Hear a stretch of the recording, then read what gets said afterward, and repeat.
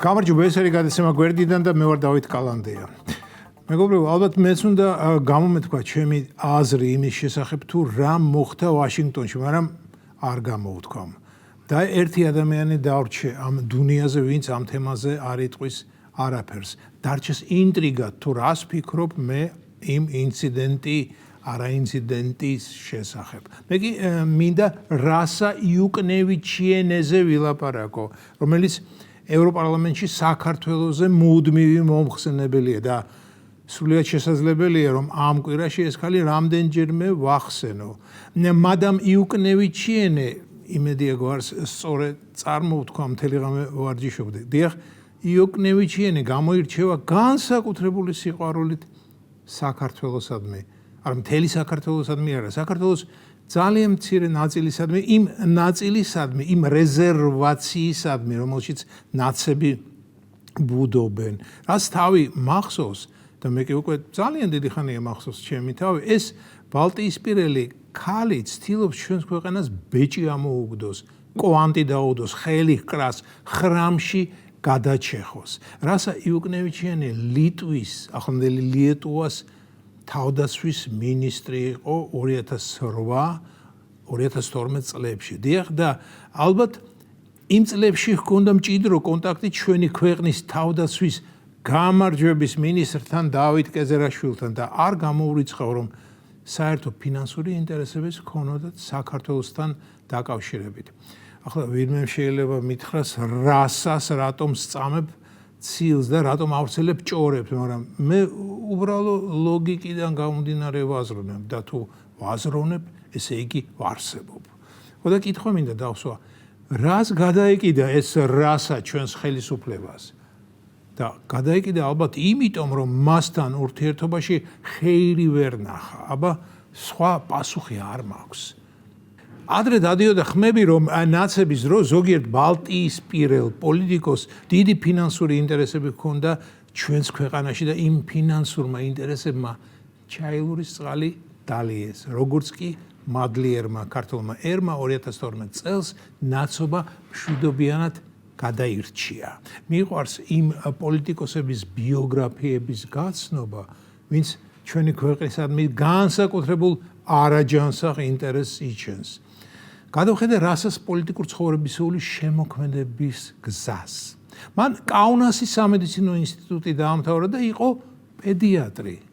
მერე სახელმწიფო მართვისა და პოლიტიკის სტაჟირება გაიარა საფრანგეთში, ნორვეგიაში, გერმანიაში, დიდ ბრიტანეთში, აშშ-ში.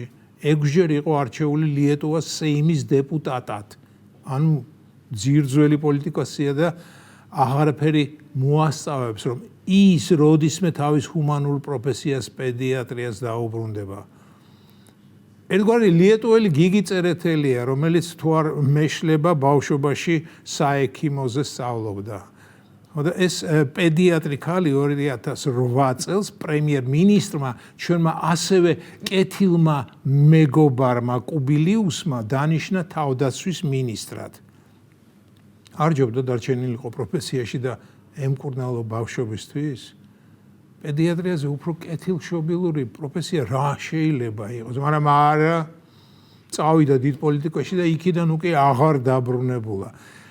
ახლა ასაკიც ისეთი აქვს, რომ მან ერთადერთი ის უნდა გააკეთოს, რაც ახსოვს და ახსოვს მას ის, რომ საქართველოს ქართული ოცნება უნდა მოაშოროს, რათა რად უნდა მოაშოროს, ზუსტი პასუხის გაცემა არ შემიძლია.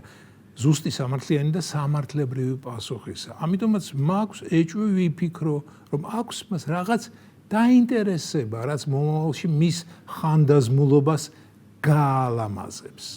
ანუ უბრალოდ აყოლილია ნაცების სიცრუეს და მართლა ჟერა, რომ საქართველოში ხალხი იტანჯება ივანიშვილის უღელქვეშ. რომ გაიგო თუ რა ხდება ქვეყანაში, ჯერ ერთი ამ ქვეყნის შვილი უნდა იყო. მეორეს ამ ქვეყანაში დიდი ხანი უნდა იცხოვროთ და ინფორმაციას ტაქსის მძღოლებისგან კი არ უნდა იღებდე, არამედ საკუთარ ტყავზე იგზნო ყველაფერი, რაც შენ გარშემო ტრიალებს ბრუნავს. მესამეს უნდა გინდოდეს ჭეშმარიტების გაგება და მეოთხეს არ უნდა გიყვარდეს ფული.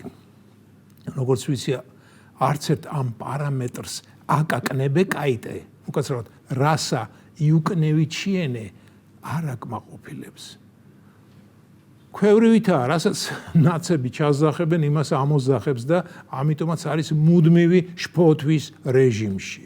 თანაც ჩვენი ბოროტები პერიოდულად ალბათ თაფლავენ კიდეც, უგზავნიან ტყლაპს, კვაწარახს, ნიგოს, აკიდოს, ტიკით ღვინოს და რასაც სიამოვნებით იჯერებს იმას, რასაც უგზავნიან. სჯერა რომ ჩვენ ქართველები რასასკენ იმედით ვიყურებით და ველოდებით, როდის გადაწყვეს ის ჩვენს ბედს. ხო, კინაღამ არ დამავიწყდა ჩვენმა ექს-პრეზიდენტშამ სალომე ზურაბიშვილმა თურმე რასა იუკნევიჩიენეს წარუდგინა ახალი არჩევნების გეგმა, რომელიც დემოკრატიულ და გამჭვირვალე პროცესს უზრუნველყოფს.